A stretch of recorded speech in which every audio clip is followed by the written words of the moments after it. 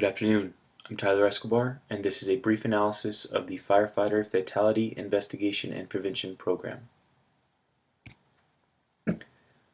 So here's a little bit of an overview about what I'll be discussing today. I'm going to talk to you about what the Firefighter Fatality Investigation and Prevention Program is. I'm going to discuss with you some of the sort of deaths that they investigate.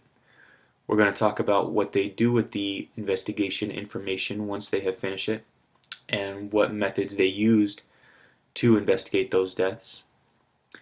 We're going to talk about what their findings have to do with the fire service and what impacts their findings have on the fire service.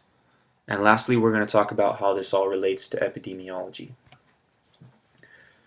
So first off, let's talk about what the Firefighter Fatality Investigation and Prevention Program is.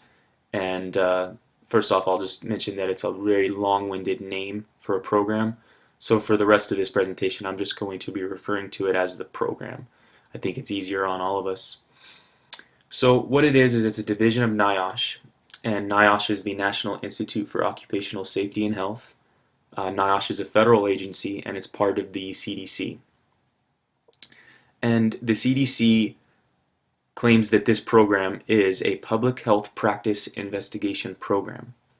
And although I like their definition of the program, I really think that more specifically this is an occupational health practice investigation program.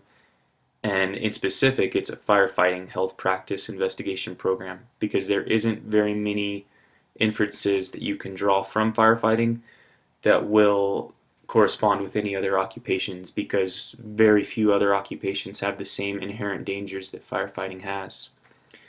So I'll give you a little bit of a history about the organization. It started back in 1998, and it started when the International Association of Firefighters came to Congress, and they requested that funding be allowed to NIOSH to help to prevent firefighter fatalities. So they noticed that there was a problem with firefighters dying, and they said, hey guys, will you give NIOSH some money so that they can present a program to help prevent these deaths from happening in the future? And the program investigates both career and volunteer firefighter fatalities. And what they do with this information once they've gathered it is they provide recommendations to prevent future deaths and injuries.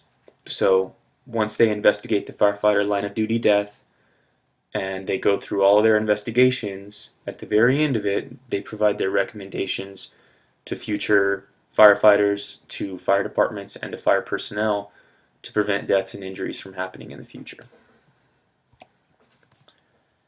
So which deaths do they investigate? Because obviously they can't investigate every death, so they have to have some sort of decision-making model that allows them to pick and choose the deaths that they do investigate.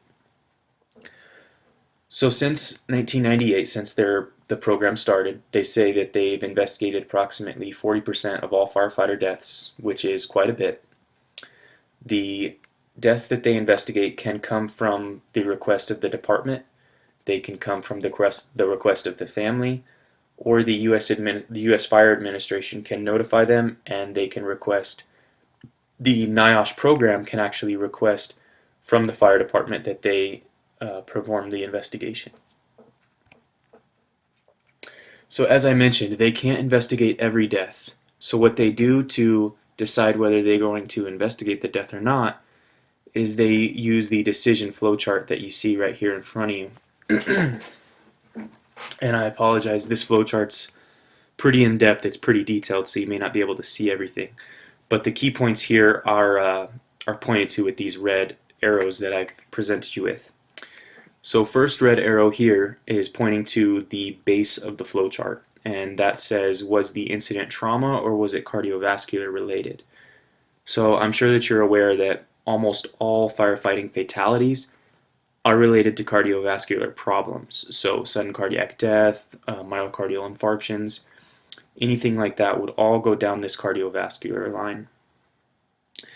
And right here, the sudden death on the fireground, everything like that, and everything that hits these other marks here at the top, those are immediate investigations. And if the proximity to another case being investigated is there as well, that's an immediate investigation as well. So here on the trauma side, excuse me, if the if all answers to these questions are no, if it wasn't related to a structure fire, if it didn't involve multiple injuries, if it wasn't a unique incident, and if there wasn't similar incidents already investigated, they can still investigate the death if there has been a specific request for the investigation. And as I said before, that can come from the fire department that has had the firefighter perish. It can come from the firefighter's family, and it can come from the U.S. Fire Administration. So a little summary of that flowchart. Is it cardiac or is it trauma? That determines whether they're going to go left or right on the flowchart. Do they know the cause of death? Because if they do, then that helps them to investigate or to distinguish between the flowchart as well. Has there been similar cases that have been investigated? So let's say that this is the fourth 55 to 65-year-old male that has died of a sudden cardiac event in a training exercise.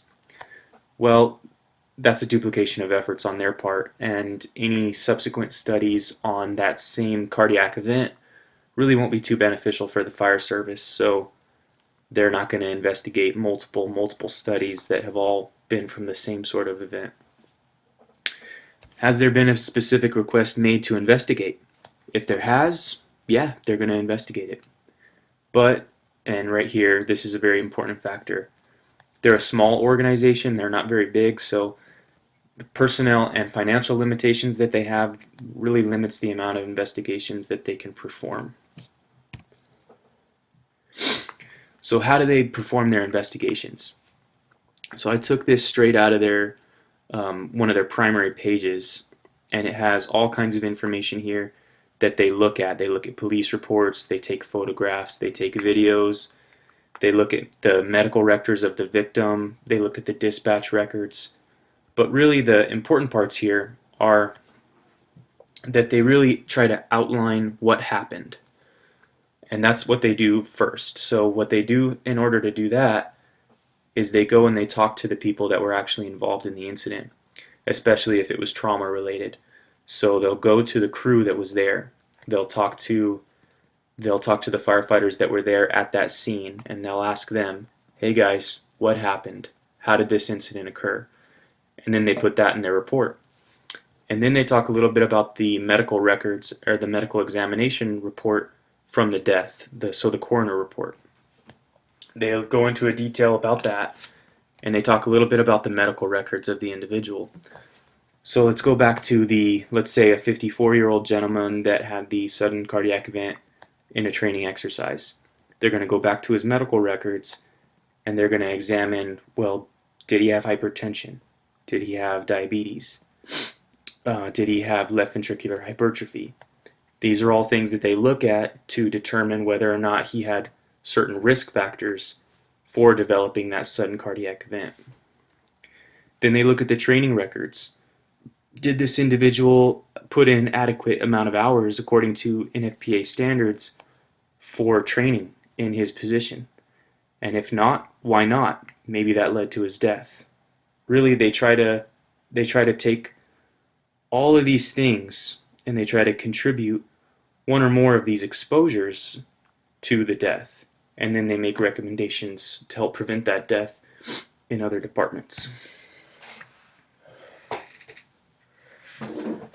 So how is the information used? So once they have all the information together, they create a draft. They make a report and they make a draft of it. They give that draft to the department and they give it to the family. And everybody's able to look over this draft to make sure that everything's factual and that there's no information in this draft that can link this firefighter to any specific department or any information that could be used to identify the firefighter. Everything is anonymous and everything is made public, so of course it has to be anonymous. And once the finalized draft is published, it's made available to the public. And right here you can see a screenshot that I took of the first 3 PDF files in the investigation reports. Excuse me. And I did this for 2 reasons. First, to show you that everything is very readily available. Anybody with a computer and 5 minutes time can come in and they can find these reports. And the second is to show you just how big sudden cardiac death is in the fire service. So these are the three most recent reports that they've done. First one, driver engineer suffers sudden cardiac death. Second one, volunteer fire chief suffers cardiac arrest. Third one, fire apparatus operator found unresponsive in bunk room. And this one doesn't say it in the title, but this is also a sudden cardiac arrest from a lethal arrhythmia. So what is this program's impact on the fire service? Well, they're here to help the fire service, and they do this by educating fire departments and fire professionals.